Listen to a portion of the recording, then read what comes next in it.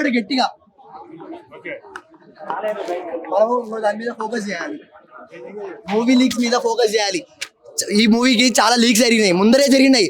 ట్విట్టర్లో కానీ ఆన్లైన్లో కానీ చాలా లీక్స్ జరుగుతున్నాయి. ఆ లీక్స్ అరికట్టాలి. ఈ లీక్స్ జరుగుతుంటే పోతే సినిమా ఎలా చూస్తారు? ఎలా ఇంట్రెస్ట్ వస్తుంది సినిమాలో? సినిమా ఇంట్రెస్ట్ అంటే లీక్స్ జరగకూడదు. లీక్స్ ఎందుకు చేస్తారండి? ఎందుకు వస్తాయి లీక్స్? ట్విట్టర్లో 10,000 వ్యూస్ కోసం, ఈ లైక్స్ కోసం, ఈ రీట్వీట్ల కోసం ఎందుకు ఈ leaks? NTR fans, anti fans ఎందుకంటే నెగిటివిటీ, ఎందుకు నెగిటివిటీ లీక్స్ చేయడం? వన్ మ్యాన్ షో అండి, కుమ్మ అవతల పడేసారు అంతే. అసలు బాడీ కానీ ట్రాన్సిషన్స్ కానీ రత్నవేలు డిఓపి అసలు చించి అవతల పడేసింది. త్రూ అవుట్ ద మూవీ మనం బయటికి వస్తుంటే మనం కుస్తీ సీన్స్ కానీ క్రికెట్ సీన్స్ కానీ ప్రతి దాని గురించి మాట్లాడుకుంటాం, మనం ప్రతిదీ గుర్తుపెట్టుకుంటాం.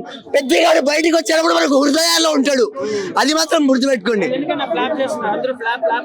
ఎవరన్నా ఫ్లాప్ అని నువ్వు ఆగు, డే వన్ కంప్లీట్ అవని వస్తారు, ఫ్యామిలీ ఆడియన్స్ వస్తారు.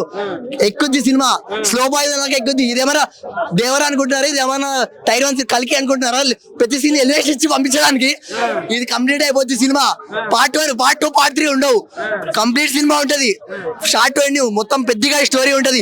పెద్దగా ఏడిపిస్తాడు, నవ్విస్తాడు, డాన్స్ చేపిస్తాడు, పెద్ద ఇంటికి వెళ్ళి తీసుకెళ్తారు. ఇంత చెప్పినా మళ్ళీ అడుగుతున్నావా? ఇంత చెప్పినా మళ్ళీ అడుగుతున్నావా? టోటల్ ఫిలిం నచ్చింది, చాలా బాగుంది. One man show.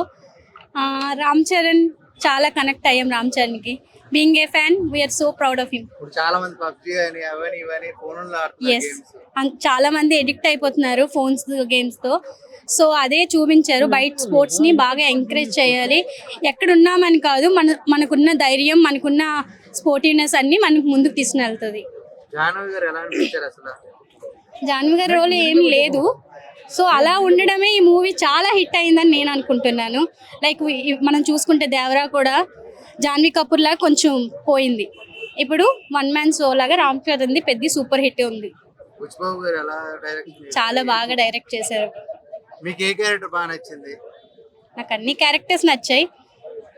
పైల్వాన్ గెటప్ ఎలా ఉంది? ఆ బాడీ గాని మొత్తం వెజ్ తింటూ అతను అంత బాడీని బిల్డప్ చేయడం చాలా గ్రేట్.